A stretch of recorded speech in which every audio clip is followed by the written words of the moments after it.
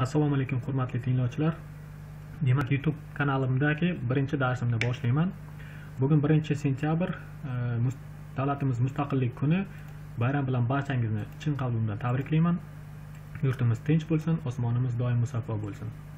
Demak, darsimiz quyidagicha bo'ladi. Aytaylik, sizda mana bu kataklarda ma'lum bir rasm turgan bo'lsin va mana shu rasm yashirilgan holatida ma'lum bir tugmalarni bosganingizda rasm ochilsin va ikkinchi tugmani bosganingizda rasm asta-sekinlik bilan yashirilib ketsin. Qanday amalga oshirsak bo'ladi? Yangi listga o'taman. Demak, e'tibor bering. Razmetka stranic bo'limiga o'tasiz. Podложкani tanlab olamiz. Ya'ni rasmni tanlab olishimiz kerak bo'ladi. Kerakli rasmni belgilab olasiz. Stavit qilamiz. Rasmimiz barcha qatorlarga va ustunlarga takrorlanib kelyapti. Buni hech qisi yo'q. Bir nechtasini belgilab olib, sal kichikroq qilishimiz mumkin kataklarni chiroyliroq bo'lishi uchun. Demak, mana bunday holatda bo'lsin va mana bu yerda ham o'zgarish qilib olamiz. Endi mana bu katak bizga yordamchi sifatida kerak bo'ladi. Demak, H tugmasidan boshlab Ctrl Shift va o'ng tomonga strelkani bosamiz.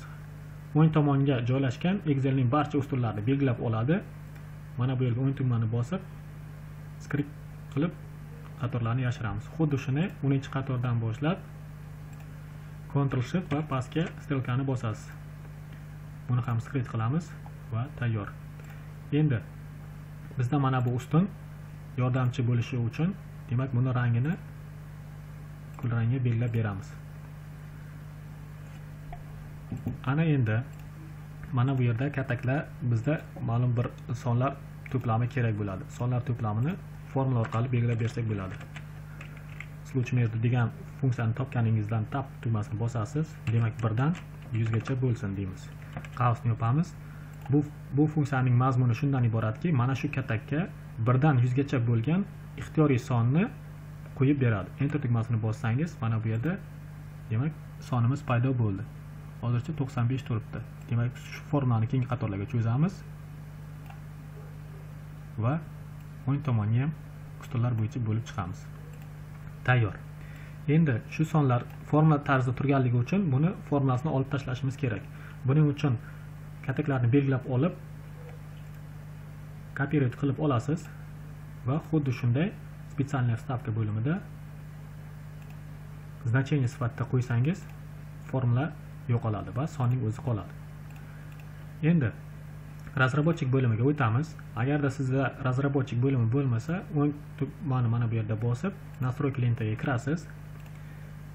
Все komanды joyida belgilab turib, razработчик bo'limini topasiz. Topganingizdan keyin добавить tugmasini bosib, razработчикni bu qatorga qo'yib olasiz. Galishkani qo'yib, OK tugmasini bosasiz. Menda hozir razработчик turgani uchun men chiqib ketaman.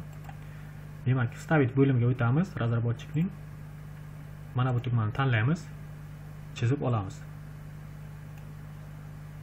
Katta kichikligini o'zingiz belgilab berishingiz mumkin.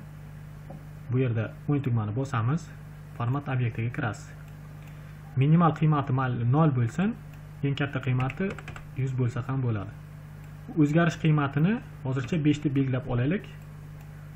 Keyinchalik tushunib olasiz. Va qaysi katak bilan bog'liqlik ravishda o'zgarishdan degan joyda mana shu yerda hozircha J2 ni belgilab bering. Demak, belgilab berdik. OK tugmasini bosamiz. Endi shu tugmalarni ishlatib ko'ramiz. Demak, tugmamiz ishlayapti. Har 5 tada o'zgarib boryapti. Demak, mana bu yerda 5 tani belgilab bergan edik, mana esingizda bo'lsa. Xohlasangiz buni 4-3 ga qo'yib berishingiz ham mumkin. Farqi yo'q. Demak, buni 5 ga qaytaramiz, 0 ga qaytaramiz. O'rtaroqqa joylashtirishimiz mumkin. Tayyor bo'ldi. Va e'tibor bering, mana buning fonini hozir orqadagi fonni oqqa bo'yab beramiz. Mana sonlarimiz ko'rindi. Ana endi shu bo'limda bitta formulani yo'lga amalga oshiramiz. Ya'ni условное форматирование kirasiz, создать правила qilamiz. Форматировать только ячейки, которые содержат degan joyga o'tasiz. Значение ячейки sizda qolsin. Mana bu yerda меньше или равно bo'limini tanlang. Demak, formulamiz, qoidamiz quyidagicha bo'lyapti. Agarda mana bu yerdagi sonimiz mana bu sondan kichik yoki teng bo'lsa deyamiz. Kichik yoki teng bo'lsa formati qanaqa bo'lsin? Net sveta deb belgilab bering. OK tugmasini bosamiz. Yana bir marta OK tugmasini bosamiz. Endi sonlar bizga xalaqit bermasligi uchun bularning formatini mana bu yerda основнойdan ikkita nuqta virgulga belgilab berasiz va ularni yashirib qo'yamiz. Marhamat, sonlar yashirildi. Rasmimizning funksiyasi deyarli tayyor bo'ldi. Faqatgina tekshirib olishimiz kerak bo'ladi. Demak, bitta tugmani bosaman. Ixtiyoriy ikkita katak ochilyapti. 5 gacha bo'lgan va 5 ga teng bo'lgan ikkita katak ixtiyoriy ochilyapti. Yana bir marta bosamiz. Yana bir nechta katak ochilyapti. Bularning soni bundan kichik bo'lganligi uchun ochilib ketaveradi.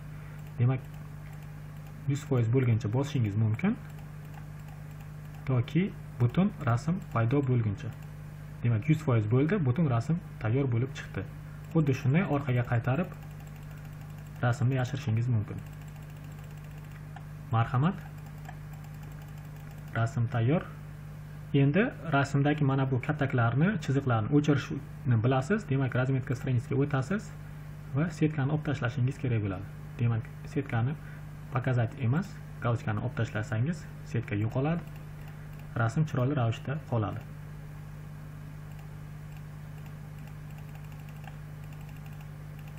Umid qilamanki, darsimiz sizga ma'qul bo'ldi.